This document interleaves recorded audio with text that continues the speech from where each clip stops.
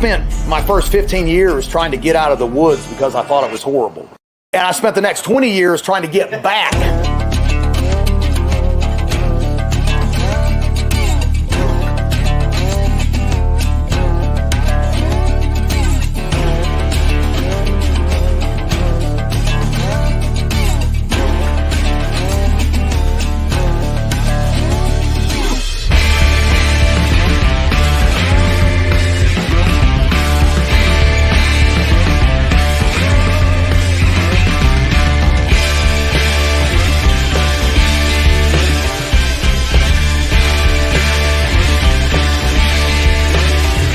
The truth of the matter is we need to be well-rounded individuals like our forefathers were.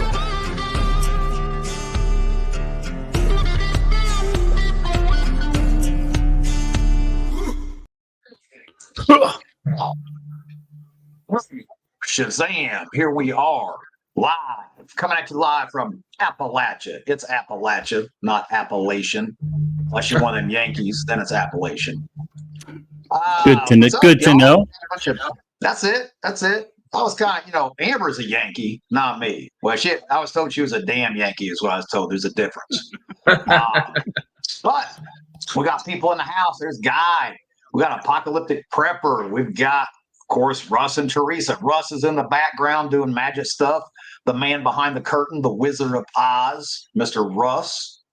And, of course, guys, we have Brian Loftus, Survival Gear BSO, our Triple G, the go-to gear guy, who's with us tonight. He's got a cool piece of gear, maybe two, to talk about tonight. And then our guest, our special guest, Mr. Pete Robertucci is in the house. Pete, what's up, bro? Not much. Thanks for having me on, guys. I appreciate it. It's always a pleasure hanging out with you guys. And me and Brian go back a long way. I've got some stories about him we can tell offline. You have a very incriminating picture. I'll hey, Brian did the eye. He was like, hey, easy now. Watch what you talk about. I got stories as well. Before this night is over, we could get some good stuff out of this live stream, guys. That's all I'm saying. This could get y'all drink up. It's time to have a couple drinks, isn't it? Let's get loose in the lip. There we go. Go ahead. He's got a short one, so do I. That's it. Chug up, gentlemen. Chug up. So, and there's Amber in the background saying she just yelled, "Don't threaten me with a good time." that woman is a saint. Don't threaten me with a good time. She said that chug up. So of course, Pete, you've been here a few times. We've been chatting quite a bit, but it's a special occasion because you have a new book coming out September the 20th, and which is, of course, you have the Eden series, the trilogy, the Eden series, which is already out, available on Amazon, all that good stuff. But Birchwood Burning is coming out September the 20th. We have a cool video, I believe, that did Mr. Russ put this thing together? Sure, we'll give that one to him. All right. So it wasn't what we'll say it's Russ. He's pointing. I'm not sure he did it, but let's check this video out, guys. Here we go. Dalton Grinder's life had unraveled in a brutal series of blows.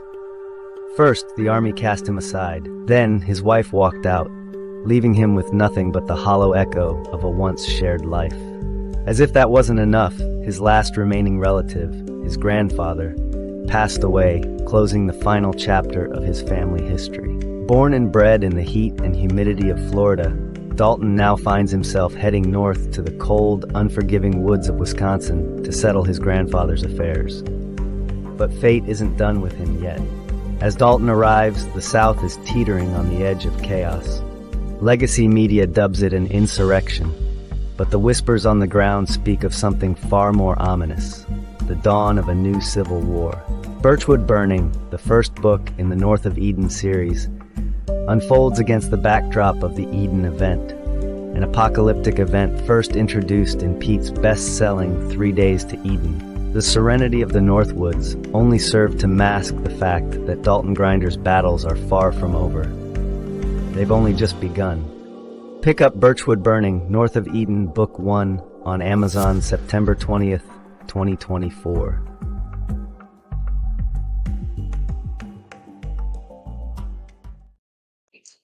Ooh-wee. Pretty cool. Thank you very much. That's awesome. Man. Very Wow. well done. Wow.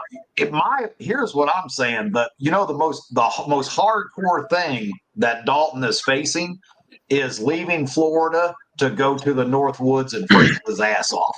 That's where the survival comes in, because that's a big temperature change. Yeah, you have no idea, and it's funny because I always get a lot of feedback from the other books, and they say, how come there's always Navy SEALs, or how come there's always super prepared guys? Well, Dalton Grinder is one of those guys that doesn't wear the tinfoil hat. He's not a prepper, and as a matter of fact, when you start bringing it up to him, he's like, "Oh, another one of these conspiracy theorist type of people." Until it happens to him, and then he says, "Oh, goodness gracious, guess what? Maybe I should have listened a little bit." So that's what the premise of this book is, and it's the same event that took place in the Eden series. So it's just a different dynamic between what's happening in the South and what legacy media is spinning for what's happening in the North. So it was fun to write. It looks pretty freaking awesome. Definitely gonna have to check that out. Yeah. Now, Pete, let me get this right. Sorry, T. Yeah, is this book number 3, right? Negative. This is the 4th book I've written, but this is a spin-off series of the Eden books. So same event. Oh, yeah. But it's a spin-off. Right. Exactly. Yep. And well, tell everybody too, before we get in any deeper of that, you and Brian go way back. How far back do you guys go? Everybody's chomping at the bit here. We got people, let's go to Kick to talk about stories about you and Brian. I mean, it's getting deep in that. I'm just saying. Everybody wants to hear some stories about y'all's past. So we might as well just jump into it and do a little bit. I mean, that's what life's about. Embarrassing each other, saying stupid crap. I mean, that's it. How did it start, guys? How long ago? I won't embarrass Brian, really, because I can't. But we met, man, it had to be, I don't remember, Brian, 10, 12 years ago, maybe. I think we're hovering around 9 to 10. Yeah, okay. So 9 to 10 years ago, we hooked up with this guy. We were doing some training in Virginia area, maybe, or it was somewhere. Winchester, Virginia. Yeah. So I was brand new to this whole Israeli tactical type of stuff. So I was getting my feet wet, and we had probably 20 guys there, and Brian happened to be one of them. Now, of course, he was kind of using an alias at the time, a little bit, not really, but it took me a while to figure out that this Brian was the same as this Brian here. So, but I will say, when Brian gets switched on, when you're running through scenarios, live fire scenarios, live fire shoot houses and stuff like that, you don't want to see this guy's mug coming at you. I'll tell you that right now, because that's pretty ugly. That's enough to make you just want to throw your gun down and run for the hills. So, but that's how we ended up meeting way back when. Brian may have a different take on that, but that's what I can remember. That's pretty accurate right there. It's pretty accurate. I think when we were done with that training, obviously whenever you meet people, whatever type of training it is, if you're doing, firearms training, bushcraft, survival, whatever it might be, if you're training for IT or analytics, computers, which I know nothing about, you connect with people and you exchange information. And Pete and I got along really well, so we exchanged information. I think it was a day or two. Oh no, what wouldn't have been that close? Probably a week or two after the training, because at all the trainings for this particular school, they always have a professional photographer there. And the professional photographer takes some really great pictures. She edits them, cleans them up a little bit, and then she shares them with everybody who's in the training. Because you pay top dollar for this training, because it is top dollar training. And we got these images. And Pete, within like 5 minutes, he sends me a picture. He's like, "This is you." And it's just me. Like, I was in the middle of changing a magazine, and I'm just screaming like a maniac. I mean, you can see me just like a madman. And I also have one picture of him hanging out of a car door with a Tavor in his hand, and he just has that look like everybody dies now. Everybody's dying. That's it. No question about it. You know what? I don't think I've seen that one yet. Honestly, I don't recall that one. But you and I, Pete, we both had problems with that car door, that particular car door. A car door, it didn't like the width of our shoulders. Now, I'm not as wide as I used to be. I've trimmed down about 30 pounds, 25, 30 pounds. But Pete and I both tried it. We were doing some, tactical driving stuff, extraction. And we're trying to, as a passenger, pop out of the passenger side door or out of the window, I'm sorry. And, he and I both did the same thing. We went on different runs, and we went as fast as we could out of the side of the car, but our shoulders are so wide that we hit the interior of the door, and it just shoved us right back into the car, and we didn't get very far. So, and what did our instructor say? Do you remember? It's be small. You're too big. Lift too many weight. You be small. Just be small. Go small. More cardio, Peter. More cardio. Less weights. I said, yeah, more cardio. You run more. No heavy weight. No heavy. And neither of you listened. Neither of you listened whatsoever. No, I did. No. I dropped quite a bit of it. I just stopped working out altogether. That's one way of doing it. It's a strategy I'm working on. And that's something that I think a lot of people don't realize when they don't get out there and do some training is when you are a wider person or you are a larger person, maneuvering in and out of doorways and vehicles, it ain't easy. It's not easy at all. It's a good way to check yourself in the face with your pistol or your rifle as you're trying to fit through that doorway. Yeah. And if I'm not mistaken, I think during that training, or it was a training session after that, I believe I pulled back a pistol and ended up taking out the instructor's side mirror with a couple of rounds on accident. Yeah, that happened. It happens. Those things get in the way. I actually watched a video of Emery. Did you guys see the drive-by tactical rifleman video? No. Or I haven't seen that one yet. I saw it. I haven't clicked on it yet. It was cool. He had his brand new Toyota Tundra, and somebody else was driving, and somebody had requested, that they do a video of shooting in a moving vehicle. And so he's got his window down and he's got his pistol out the window and shoots the back cover off of his mirror, his side mirror of the Toyota Tundra. It happens. It was awesome. But I mean, he nailed the target every single time. I mean, he tore that target up, but he also clipped off and it may have just been the muzzle, it may have just been the blast off the muzzle that popped it off. He popped it back together, but it was an awesome video. I highly recommend it if you guys have not seen Tactical Rifleman with Emery doing the drive-by video. It was epic to say the least. But it's easy to shoot stuff in a vehicle.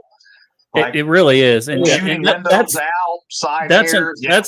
That's an art in itself, trying to work within that confined space, and that's why we tell somebody, unless you're actively driving away, a vehicle is probably one of the worst places you could be. And once you get into that kind of situation, exit the vehicle if you can. Get out of the bullet trap. Mm-hmm. And Pete and I mean, we did some of those, for lack of a better term, the vehicle ballistics. Where we had a number of different vehicles, and we were trained to say, hey, shoot through this area of the vehicle or this area of the vehicle, and let's see what happens. And you can, of course, everybody sees what they see in the movies. You shoot, but everybody hides behind the car door. Listen, that only really works in police vehicles. It does not work in civilian vehicles. Mm-hmm. Your best place to hide or to take cover is behind the engine or behind a wheel well, if you can get that small, which is pretty small. But again, be small. Be small. Be small. Be very small. Engine is the safest place as well.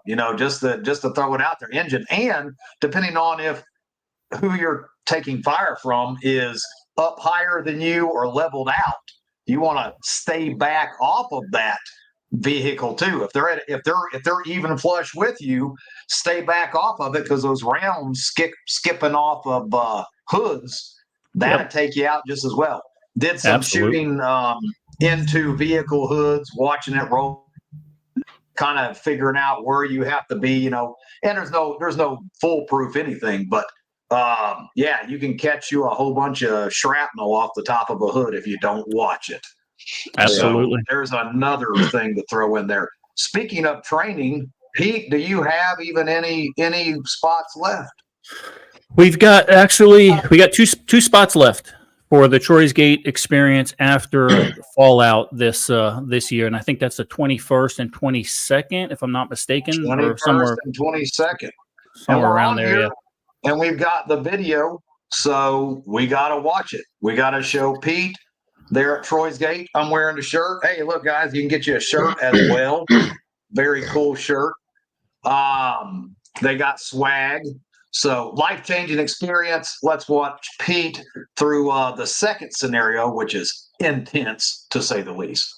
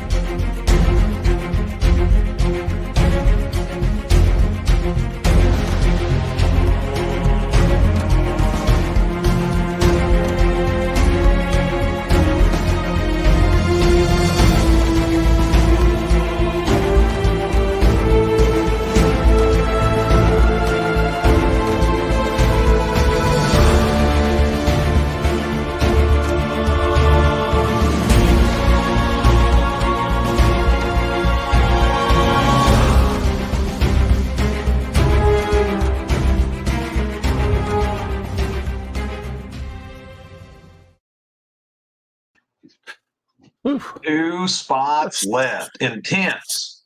Still gets my heart going. Like a boss. That's some intense training. And look, we're going to do a 2-day course up there. The first day is going to be dry fire, live fire, getting you ready for the second day, which is the Troy's Gate experience. And I'm telling you, it is definitely a life-changing event. If you've never been downrange, I've never been downrange, and this is as close as you can get, from what I understand, to actually getting in that live fire type of situation. So please come out. We got 2 spots left. Look, I'll bring in other instructors if I have to. I'm not going to limit it at 12. If we get more than 12, I'll bring in more instructors. Listen, I signed up for it. T and I were actually talking about that earlier today or last night. And I mean, we talked a little bit earlier. Pete and I have known one another for about 10 years now. We've trained together a number of times. I'm a little bit rusty. It's been a little while, but I signed up for it. I know I don't have to sign up for it. I know Pete would let me in for free. Not that what it came down to, but I need to blow some of that dust off the old shelf. And that's why I signed up, because I know Pete is one of the best out there. I mean, I'm connected with some very, very proficient firearms trainers. And that's one reason why I wanted to make it, guys. I wanted to make it a 2-day event, because listen, everybody's worried about this Troy's Gate, because it is a high impact, heavy stress environment. But I want to kind of wean us into that during the first day. Listen, this is what you can expect. I'm not going to give you the scenarios, but this is what you can expect, not just during the scenarios, but what you can expect after the scenarios, because that's where you get really wound up, right, T? I mean, in my experience anyway. Oh, yeah. Yeah. I mean, and remember, guys, this is not about now. There's nothing wrong with getting back to the basics. Back to basics. What you're going to be doing is basic pistol fundamentals. I don't care if you're an experienced shooter or a novice shooter. Getting back to basics and dusting that off is essential. You got to do it every now and again. Do it as many times as you possibly can. That's why. And on top of that, you get to hang out with these two stud muffins right here, both in the same place, both in the same place there at Troy's Gate. Maybe muffin tops. I don't know about stud muffin. You don't even have to pay extra for that. That doesn't even cost extra. So, Yes. remember, guys, Troy's Gate, I know it may be intimidating. You're like, man, I don't know if I want to do this. Look, it's not about stacking rounds. It's not about anything. There is no wrong whatsoever to Troy's Gate. It is, how do you react to that stressful situation? Do not even worry about going in there and nailing it. It's not the point. The point is to iron out deficiencies before it's an actual, God forbid, an actual bad situation. So you guys, if you ain't signed up, there's plenty of spots left. It's 2 right now. If more of you want to come on board, Pete will extend it. He'll get another. We'll get somebody else out there on the range as well. It is well worth the money. Knock that dust off and get an experience of a lifetime changing experience there at Troy's Gate. So awesome. I'm going to try to swing over there as well. I will probably be cleaning up campgrounds and stuff at that time because that's right after fallout, which means loading up trailer and emptying trash and stuff, all that fun stuff that I did not take into consideration when I was like, let's do an event. Let's do an event and have fun at an event. I'm not, don't do any of that stuff. Scrub toilets, clean up trash. That's okay. Everybody else has fun, but not you two. Yeah. Exactly. That's right. So the character of your book, your new book, I don't want it to be spoiled, of course, but this guy sounds like he's got caught with his pants down completely. Like he has a rough time, correct? Like this guy is struggling, which is a lot of people in this day and age is going to be facing the same gig as what your character did. Yeah, and he doesn't so much get caught with his pants down because the event is just it's in its infancy. But what it's doing is it's showing that he wasn't sold for this whole post-apocalyptic end of the world scenario type of deal. He always looked at it like these people were conspiracy theorists, and shit hit the fan scenarios could be a number of things. It could be complete civil unrest, or it could be you just missed a paycheck for 2 months, right? And you go into your stores and feed yourself and feed your family. So this is what Dalton Grinder goes through a little bit. It's a life-changing experience for him and is just for mindset purposes. So it's not Navy SEALs, Army Rangers, not a lot of military type stuff. It's really where you start diving into that dynamic of, okay, this guy's mind is starting to come to our way of thinking, and this is the reason why it happened. So, right, awesome. Now I'm looking forward to that, Pete. Can't wait. The 20th, and of course, you'll be at Fallout, and are you going to have some books with you at Fallout? These new books? Absolutely, yeah. We'll have the new books. Hopefully, by the time we get to Fallout, the Audible will be done for this new book, and within a few days, the Audible will be done for this book right here too. It's in Audible's hands right now, so I'm starting to. Russ in the background, he's moving me along. He's trying to get me to do this stuff that typically I wouldn't normally do. So I've come to realize you have to spend a little money to make a little money, and I appear to be really cheap, is what everyone tells me. So I gotta come off my piggy bank a little bit. So Pete, that can go a lot of different ways. It's spend a little money to make a little money, or spend a lot of money to make a little money. Yeah, I don't like the spending. I don't like the spending part. That's where I'm at. I like the making part, but not the spending part myself. Yeah. I leave the spending part up to my wife. She seems to be so damn good at it. Wives are pretty good at that. Yeah. I have to say it's sad, and I'm going to admit it, but I am the big spender of the relationship here. Amber, she's oh my gosh, she will squeeze the shit out of a buffalo nickel. I mean, turn pennies into copper wire is what Amber does. Me, I'm like, nah, we probably shouldn't buy that. I need that $5,000 rifle. Boom. It's just the way it goes. Well, I need Never- to have Melissa hang out with Amber for a few weeks and learn the man. ways. She is tight. This is a true story. I'm gonna do it. She can hear me, so she'll probably come through that door here soon with the airsoft gun or Nerf or something like that. But I watched her walk through the house one day, and she's like limping. She's like, "Ow, ow, ow, oh my, ooh!" And I'm like, "What is wrong with you? What's her?" She's like, she turns around, and the dollar store flip-flops, those cheap, junky flip-flops that has just a single piece of rubber with like a little flat thing goes through the foam. She's got a pair of these on, and it ripped up at the top. She stapled it, but she stapled it with the pointies down, right? So she's walking around, it's stabbing the ever-living shit out of her foot. And I said, "What are you doing?" She's like, "Oh, I fixed my shoe." I said, "Let me see it." And I had her take the shoes, and I took them and I threw them in the trash. I was like, do not ever staple a dollar pair of Dollar General flip-flops ever again. Not okay. God bless her. I love it. That's how tight and meticulous that Amber is when it comes to spending money. And then you have T, who just blows it left and right like it's going out of style. Like I was the federal government. I spend that shit like the federal government. Oh, that's a lot of spending right there. It is. That's Amber keeps me in line. I'm not gonna lie. She is the one that keeps the wheels turning here at Mountain Readiness. But that's awesome too, because I just heard the door. She didn't even hear a single word. Maybe she'll listen to it after. Yeah, she didn't even hear me tell the story. That's even perfect. That's even more better. But speaking of gear, well, first, I don't think we've done this, Pete, and Chris Weatherman. He does this a lot, but 3 items. What you can take 3 items. Firearms not one of them. What are you taking with you? Like, you can grab 3. That's it. You're running out the door. What do you take? First thing I'm taking is my MSR water filter.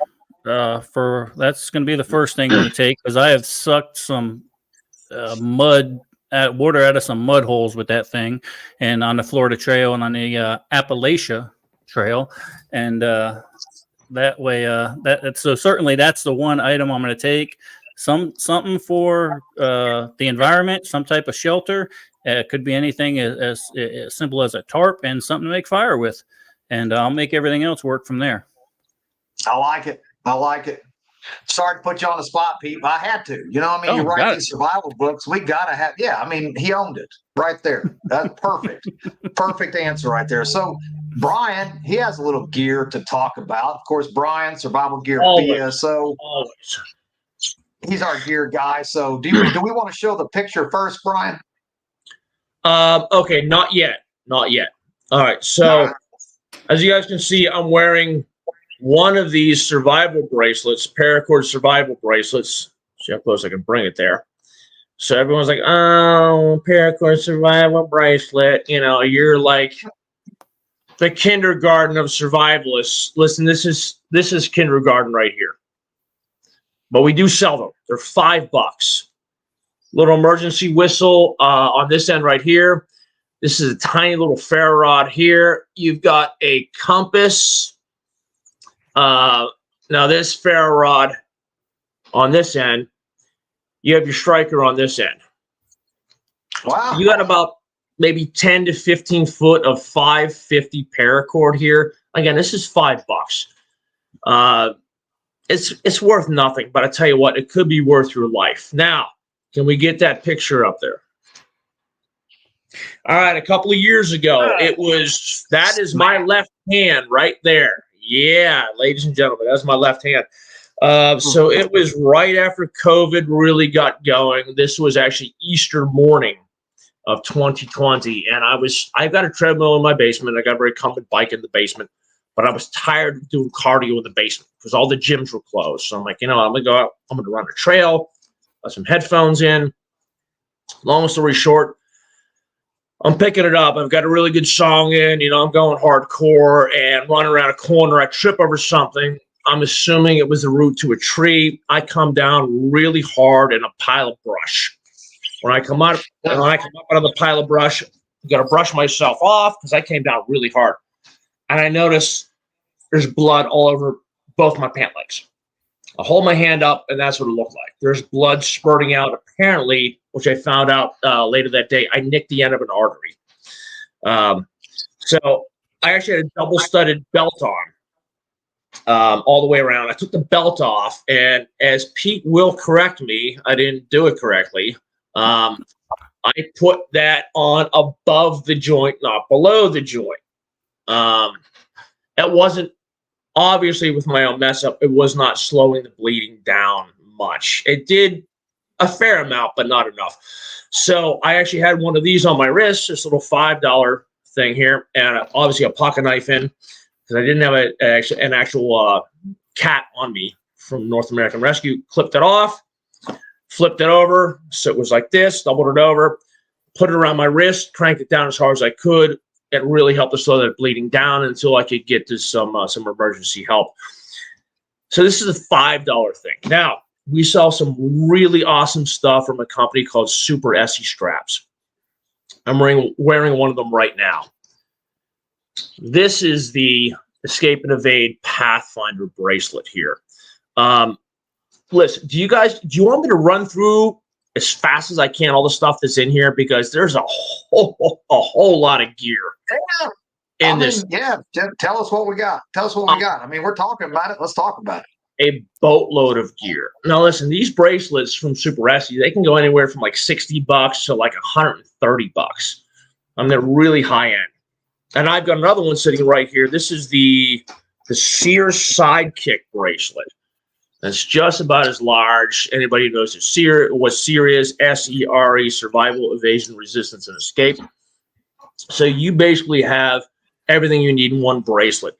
So the one that I had up here that I was wearing, the Pathfinder Escape and Evade, you've got a handcuff key. Now, I can't remember all this stuff, so obviously I'm reading this off of my screen. That's just way too much stuff to remember. Handcuff key buckle, non-metallic concealed handcuff key, which we sell a ton of the handcuff keys. I love SERE training. I love handcuff keys. I love lock picking. Ceramic striker blade and cutting tool. We have a luminous compass for land nav, 360-degree dial, a luminous glow light surface. So obviously, if it's at nighttime, you don't want to put on a flashlight, because you're going to be noticed. You want to be able to see something that's bioluminescent, so they have that already incorporated in there. You have 2 chem light sticks. One red. Again, this chem light sticks in there? Yeah. 2 chem light sticks in this thing. I mean, that's like Inspector Gadget stuff is what that is. So Inspector Gadget wishes he had this tea. He wishes he had helicopter pops out of that shit. Oh, that's amazing. And that's a 3-year shelf life on these glow sticks. This is a 3-year shelf life on these things. On the chem lights, glow sticks, tomato, kind of the same thing. One red, one green. Both of them a 3-year shelf life. We've got a ferro toggle rod right here. So that one's on the outside. You can see that one. These things are extremely popular. A lot of people say, listen, you can't actually strike a ferro rod that's that small. Yes, you can. You absolutely can. I've done it myself. If anybody wants to check out some videos on something that's this small, check out Wazoo Survival Gear. We sell a ton of Wazoo stuff. Those guys are absolutely great. They have the same size toggle for ferro rods. You can do it. Trust me, you can. We've got some fire tinder wick in here. Flammable red fibrous strand coated in combustible oils. So it's going to flare up like that should you need it. There's a saw shim tool. Super SE Straps actually designs this stuff. So this guy I can't say everything about what this guy did. Right now he's LEO. He's law enforcement officer, but he was intelligence in the military in the past. And this guy sells amazing stuff. He actually puts out a monthly, basically a subscription, and it's very, very affordable. If you go through our website, you just search Super SE Straps, and you'll be able to get a couple bucks off. It's a total of like $4 a month. mean, come on, who cannot afford $4 a month? I know things are tight, but if you're going to get intel all over the world, $4 a month is well worth it. Cool. Backup handcuff key. It's the Thick brand. Thick is very popular. You got 4 Ranger bands on here for your fire tinders, smoke signals. It's a 30-second burn time on these. Very, very dark black smoke if you need to send up a signal for somebody.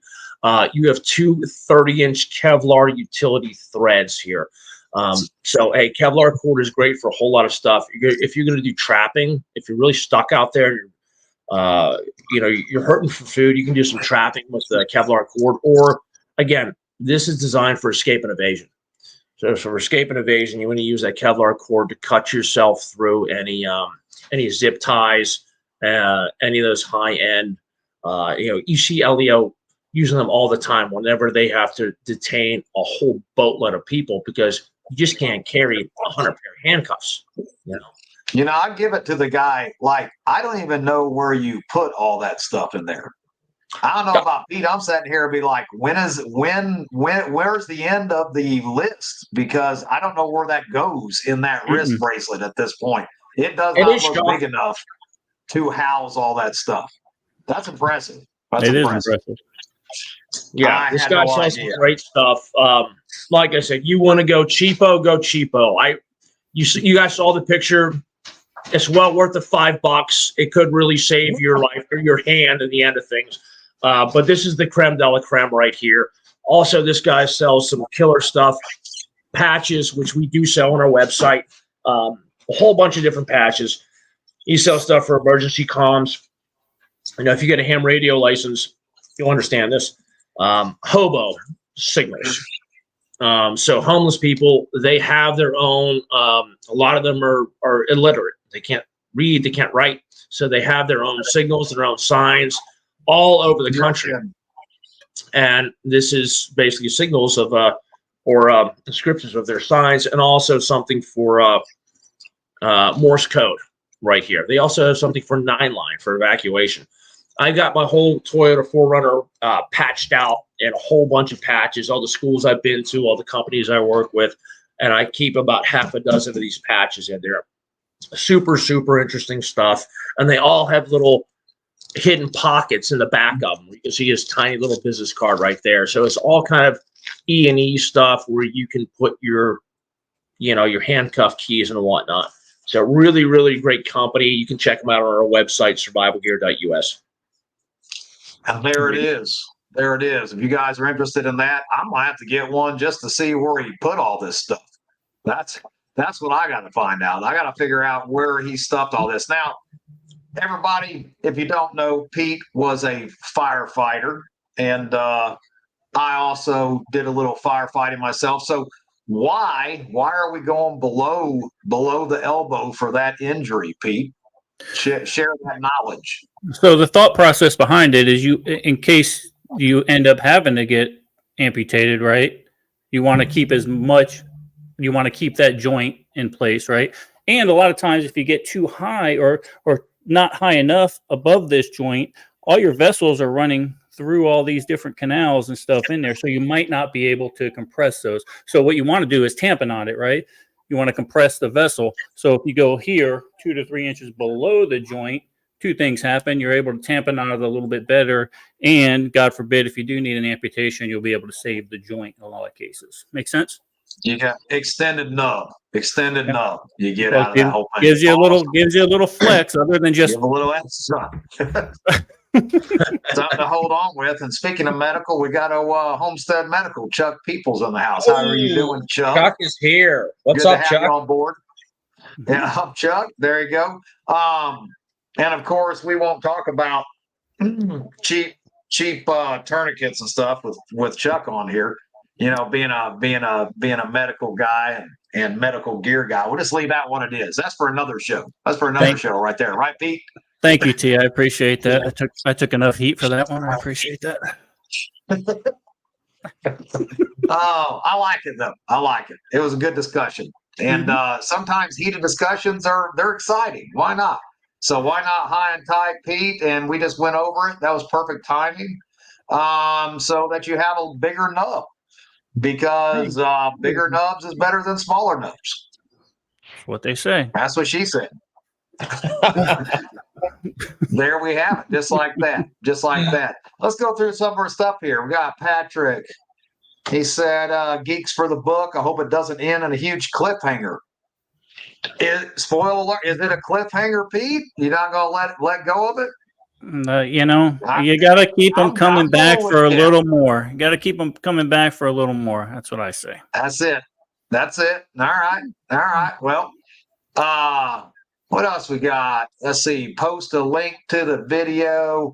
Oh, Emily, I will shoot it over to you. I'm not cool enough to be able to operate all that stuff in the background and upload links. She's talking about the tactical rifleman, I believe, video of him shooting off the muzzle blast off of his mirror. I will send that to you via messenger or something like that. So, hey, look here, though, Pete. Look at this. Saving grace. Cheap TQ is better than no TQ. That was my entire point before I got roasted by all the internet medics. That was my whole point. But it's something. All right, I'm done. I'm done talking about that. Thank you, Homestead Hasty versus deliberate. And I like seeing that because I agreed with you, Pete. I did. I'm just giving you a tough time, but it was you did take some serious crap for that, and I don't think you should have, because just like everybody said, it's better than nothing. It's better than nothing.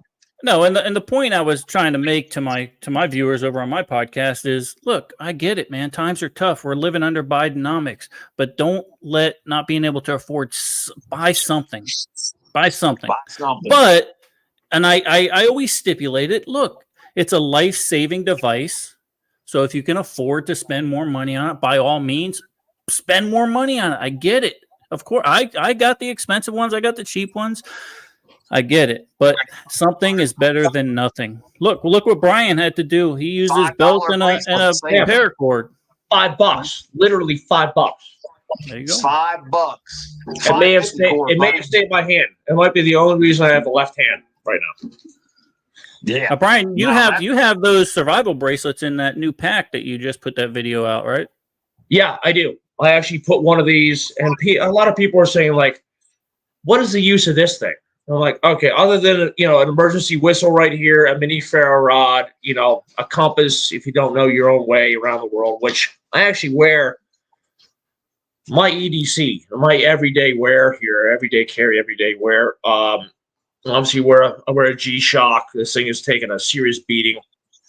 But on my other wrist, I wear a Sunto. That seems like $15-20. A basic Sunto wrist compass. If I'm not wearing one of these, I wear a wrist compass. So you got to have a compass. Train yourself to know exactly where you're at in the world, which way is north, which way is south, which direction you're going to go. But these things, they are worth their weight in gold. They honestly are. I mean, you guys saw the picture earlier on. If you haven't seen it, maybe Russ will get the opportunity to pop it up there again. It's pretty nasty, but I love this stuff. But yeah, Pete, you're right. I put these in every one of my packs, everything from our GHB, our Get Home bag, our smaller one, all the way up to our creme de la creme, the USK, the Ultimate Survival Kit. And we actually just did some work with, we've done a number of projects with some SEER specialists all over the country. And we had some SEER specialists who ordered some really high-end kits from us. They took our creme de la creme kit and they actually doubled the stuff they wanted in there. Not the exact products, but they added enough gear in there where it's like, hey, the price is going to shoot up. But these guys are SEER specialists. They know what they're doing. And we don't even have those live on the site yet. They're pretty high end. So we're really working at trying to get those out there. But military wants to keep some of that stuff kind of close to the vest. They don't want to put it out there for civilians. So we're working our best to try to put that out there so all of you guys can get access to the closest thing that these guys have access to. Awesome. All kinds of praise there in the comments for you as well, Brian. Not just good looks, people. There's a brain and awesome gear to boot. I don't know about that brain or check the that looks guy out. part, but I can sell some cool He's been gear. pumping out some killer content all over the social media world. So check out Survival Gear BSO and all that good content, because September is Preparedness Month. I know I haven't been putting out anything because I'm horrible. I'm horrible at social media.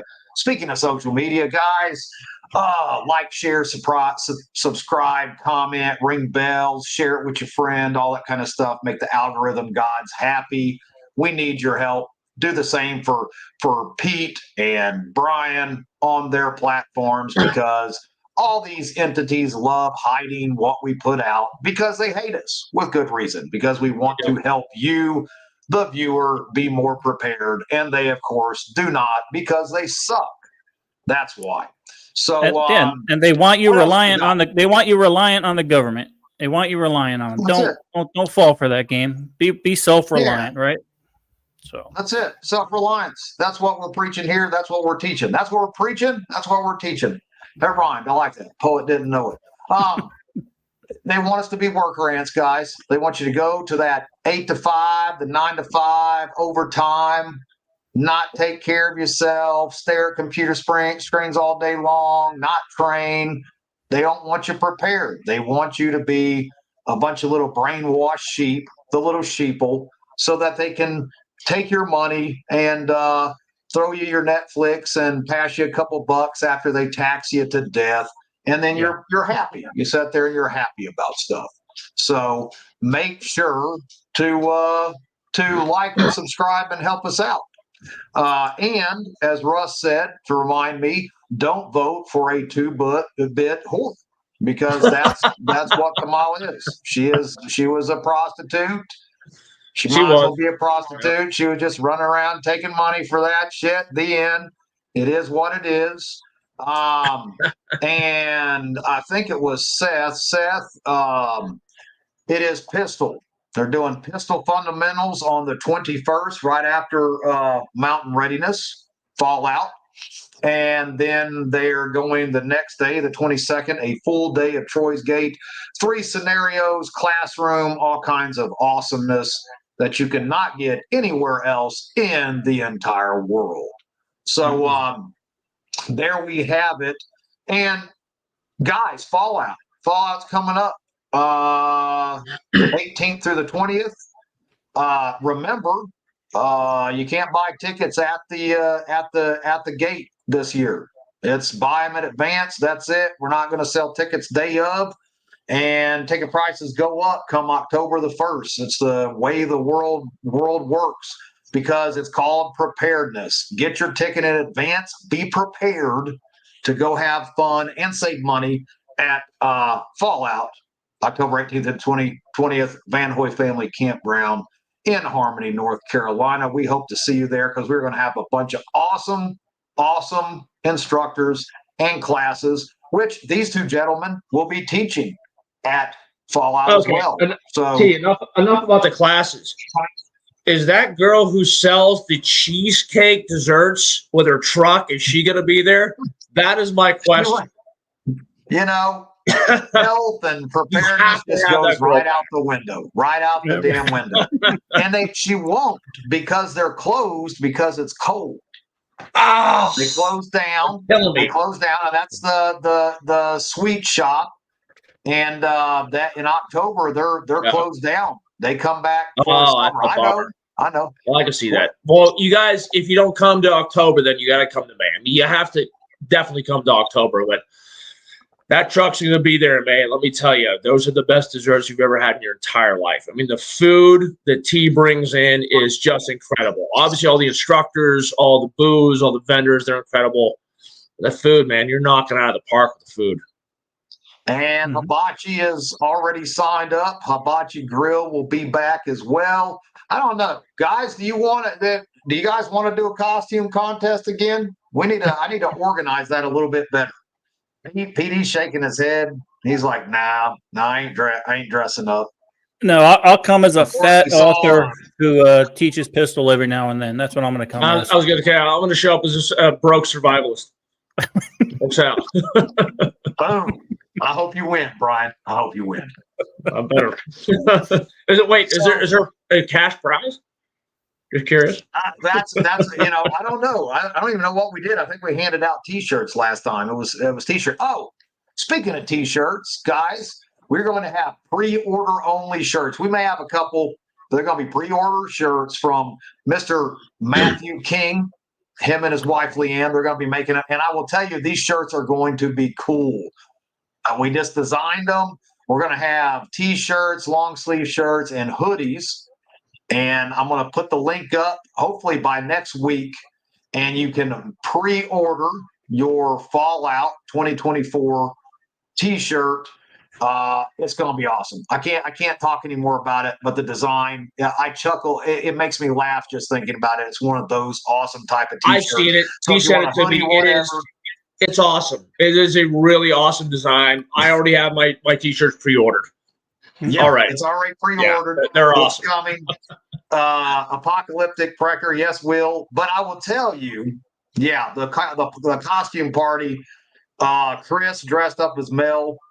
Yeah, PTSD right there. If you missed it, guys, there is some pictures floating around out there. Does anybody have pictures of there that? really is. Please. But yeah, these T-shirts that we're doing are freaking awesome, and we're going to offer them in hoodies as well. So you can order them.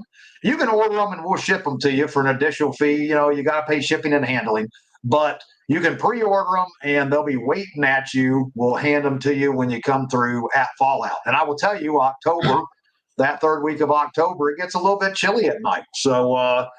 And I will be bringing that little stove that we use, Brian, on our outing for the trekking class, because I about froze to death that one night. I don't know about you. Our first night there was that was rough, but if anybody ever gets a chance to go to Craig Cottle's it's not a tracking school. It is a self-reliance school. It's called Nature Reliance School in Kentucky. T and I did a tactical man tracking course, and it was absolutely phenomenal. It was incredible. Awesome. And we had the Pimp Palace, as T named it. And I tell you what, I've never actually had it so good in my life. I mean, T, you know what you're doing, man. You really know what you're doing. We lived like kings for a couple days. We really did.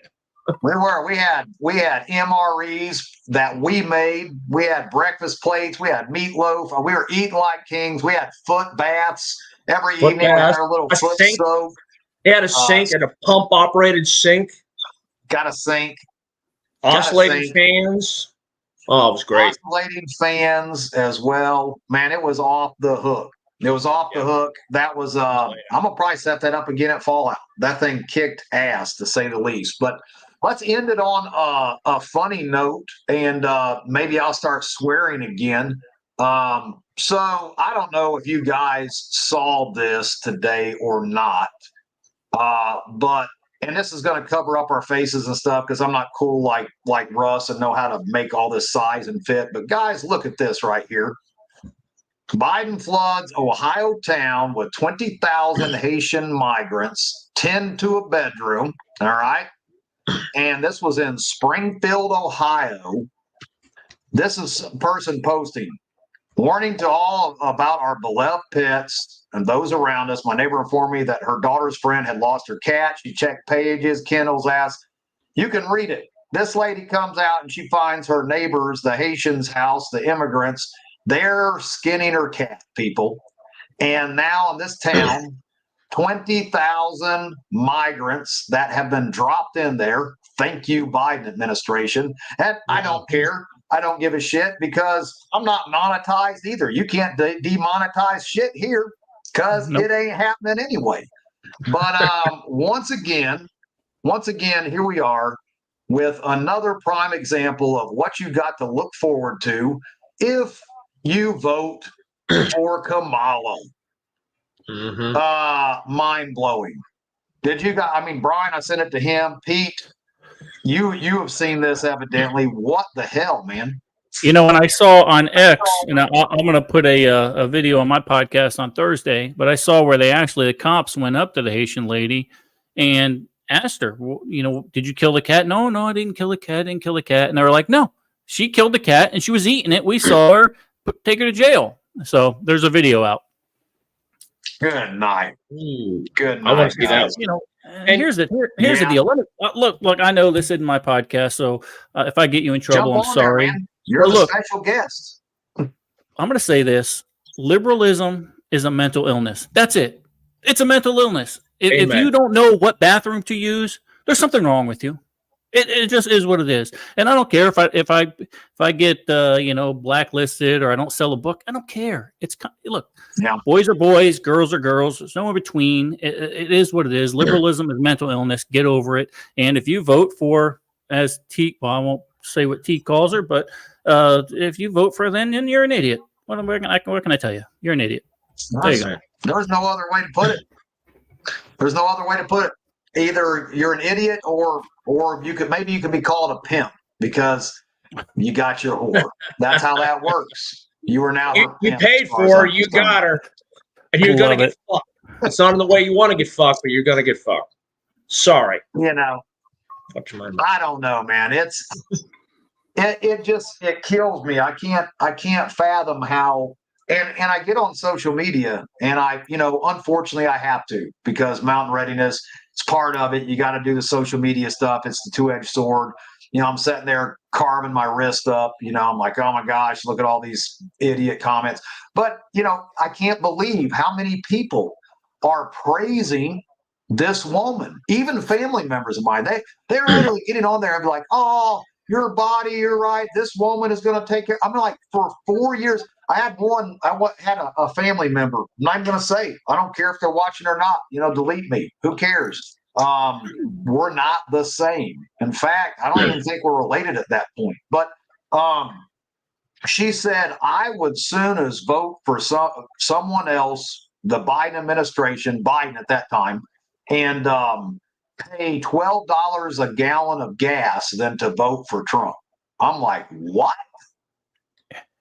That's how bad the world has got, people. That you got a relative like that too, T. Sick and twisted we have become. Mm-hmm. Well, and that's those are people that, and I've said it a million times, they hate Trump more than they love our country. They're cockroaches. They're cockroaches, and it just is what it is. That's as good as you can. That's the most profound, straightforward, and to the point comment I've heard all week long, Pete. You just nailed it. True. You sure did, Pete. Sure did.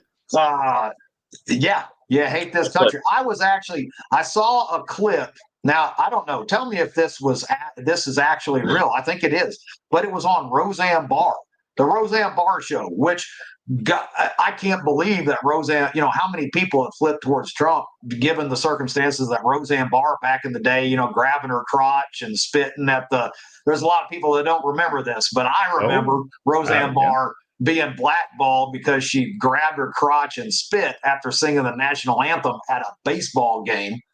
People forget about that, but she's pro-Trump, and I'll give her that. But she was talking with a gentleman, can't remember his name, but she was talking about immigration. He was saying that Border Patrol, when the immigrants come across the border, they're asked one question.